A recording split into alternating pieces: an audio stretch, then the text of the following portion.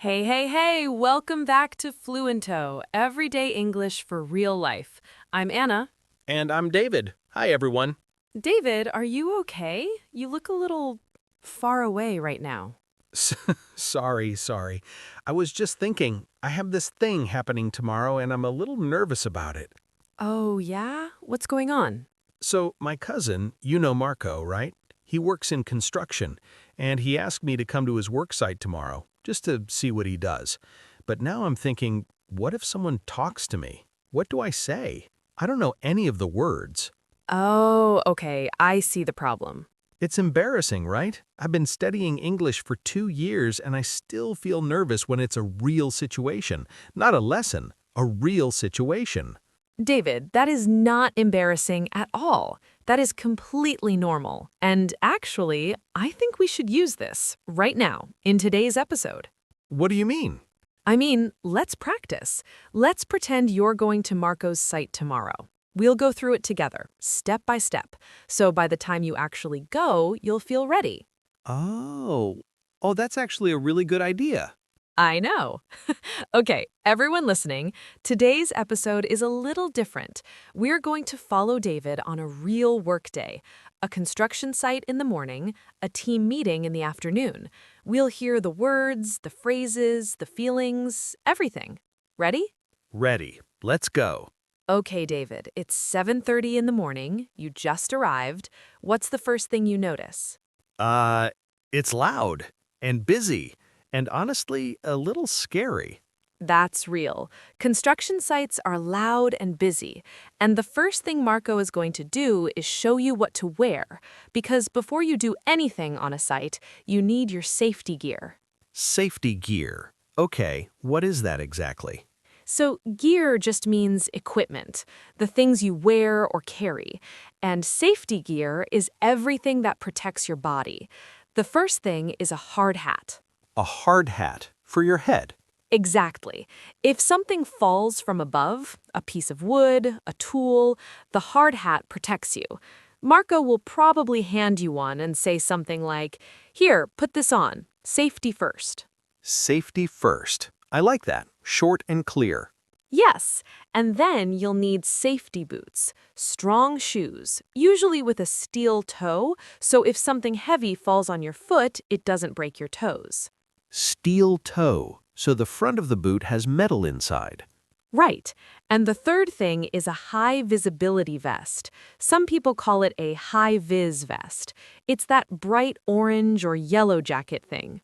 Oh, I've seen those. The workers on the road wear them.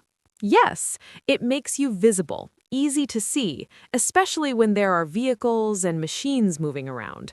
So the basic rule is you see a construction site, you think hard hat, safety boots, high vis vest. That's your safety gear. Hard hat, safety boots, high-vis vest. Got it. Now, Marco takes you to meet the foreman. The foreman is the person who manages the workers, the boss on the ground. Okay, and what does the foreman say to me? Uh, Morning. You, David? Marco said you were coming. Just stay close, follow instructions, and ask if you're not sure about something. Okay, that's not too bad. Right? It's a friendly welcome. And notice the foreman used short sentences. Stay close, follow instructions, ask if you're not sure. That's how people talk on a work site, clear and direct. Clear and direct. No long sentences. No long sentences. Okay, so now Marco is showing you around the site. He points to different areas. He says, "This is where we're pouring the foundation."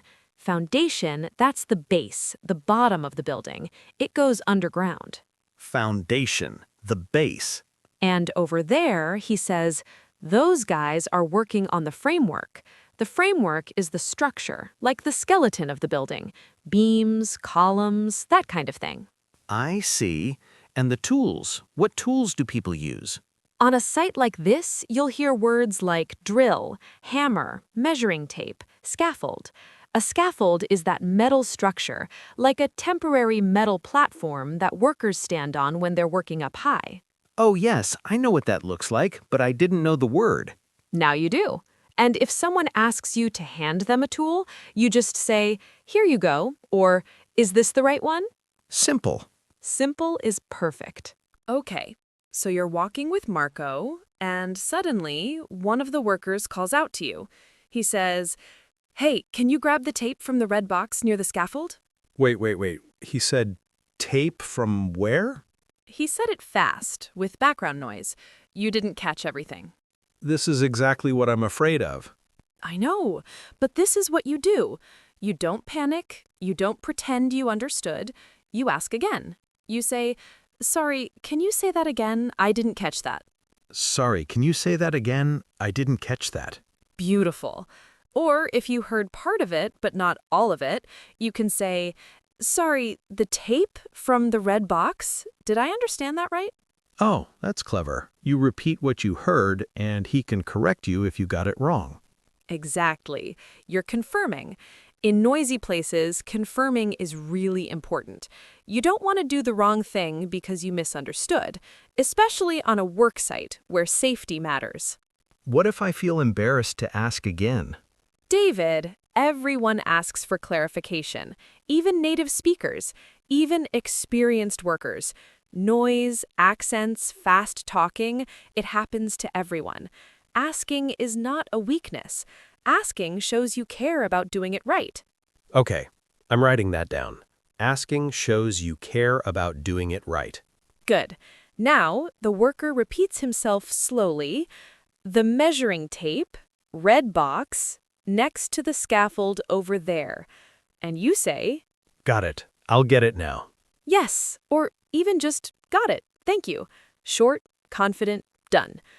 Okay, so the morning went well. Marco's proud of you. You wore your safety gear, you asked good questions, you helped a little. Now it's almost lunchtime, and Marco says, "Hey, there's a short team meeting at 2 o'clock. You want to come? Just to see how we do it?" Meeting? Why did you go quiet? Because meetings are different. On the site, okay, it's physical. I can watch and copy and use my hands. But in a meeting, people are sitting and they're talking about plans and decisions, and I have to participate, or at least look like I'm participating. That's a very honest answer. Meetings in English make me feel like the slowest person in the room. I hear you. And I want to say something important. You don't have to say a lot in a meeting to do well. You need 3 things: to understand the main topic, to know when you can speak, and to have 2 or 3 simple phrases ready. That's it? That's it. Let's practice. So the meeting starts. The foreman is running it. He says, "All right, everyone, let's get started. Quick update on where we are with the project." Okay, quick update. That means a short report on progress? Yes, exactly. The foreman continues, "We're a little behind schedule on the East Wing. The materials were delayed, but we should be back on track by the end of next week." Wait, behind schedule means they're late? Right. Behind schedule equals late. On track equals going well, no problems. On schedule equals finishing at the right time. So behind schedule, bad.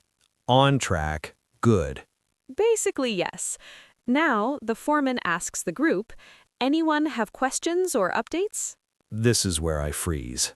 Don't freeze. You have something to ask. Remember that thing Marco mentioned this morning about the delivery arriving on Friday? Oh, right. He wasn't sure if it was Friday or Monday. So you can ask. You raise your hand slightly, or just speak when there's a pause, and you say, "Sorry, can I ask something? When exactly is the delivery coming? Is it Friday or Monday?" Sorry, can I ask something? That's polite. I like that opener. It signals that you want to speak without interrupting. Other good openers are, "Can I add something?" or "I have a quick question." What if someone gives a long answer and I lose track? You wait for a pause, then you say, "I'm sorry, can you explain that again? I want to make sure I understood correctly." I want to make sure I understood correctly. That sounds professional, not like I'm confused, like I'm being careful. Exactly the right way to frame it. There's a big difference between, "Huh? What?" and "I want to make sure I understood correctly." One sounds lazy, one sounds responsible. Perfectly said.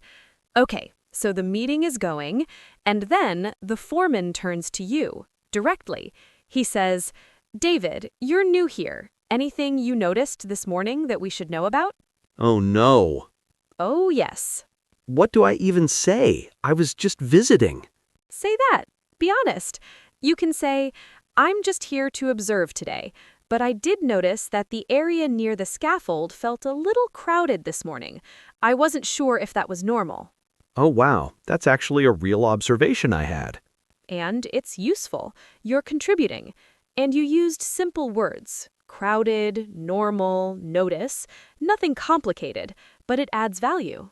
So I don't have to have a big opinion, just something real. Something honest and real. That's always enough. Anna, can I say something? Of course. When we started this episode, I was nervous about tomorrow. Like, genuinely nervous. And now I still feel a little nervous, but it's a different feeling. It's more like I have something to hold on to now. Phrases, words, a plan. That's exactly what we want. We never say, don't be nervous. Being nervous is human, especially in a new environment, speaking a language that isn't your first. What we want is for you to feel equipped. Like, okay, I'm nervous, and I know what to say. I'm nervous and I know what to say. I like that. And here's the truth. The people around you, Marco, the foreman, the workers, most of them don't care if your English is perfect. They care if you're showing up, paying attention, and trying. Trying. Yeah, that's the real thing, isn't it? Always. Okay, let's do a little walk back. Not a list, just a conversation. David, what's the first thing you learned today? Safety gear. Hard hat, safety boots, high-vis vest. And the rule, safety first. And what did you do when the worker spoke too fast? I said, sorry, can you say that again? I didn't catch that. And then I repeated what I thought I heard to confirm. Love it. What about the meeting? I learned that I don't have to say a lot. I just need to be ready. Use openers like, can I ask something? Or, can you explain that again? And if I'm confused, I can say, I want to make sure I understood correctly, which sounds professional, not lost. And the big feeling today? That simple English is real English. I don't need big words. I need clear words and the courage to use them. Perfect. That's the whole episode right there. Okay, everyone, that is our episode for today. We hope it felt useful and a little bit real, because that's what Fluento is all about. Not perfect English, real English. And hey, if you've ever felt nervous speaking English at work, leave a comment. Tell us your story. Where do you work? What's one situation that made you nervous? We read every comment, and sometimes we use your real situations in future episodes. Like today, this started as my actual nervousness, and now it became a lesson. The best lessons usually come from real feelings. True. If this episode helped you, share it with someone, a friend, a classmate, a coworker who's also learning English. And if you haven't subscribed to Fluento yet, now is a really good moment. We'll be back with more real-life English very soon. And David? Yes? Go crush it tomorrow at Marco's site. I will try my best. That's all any of us can do. See you next time, everyone. Take care. Bye.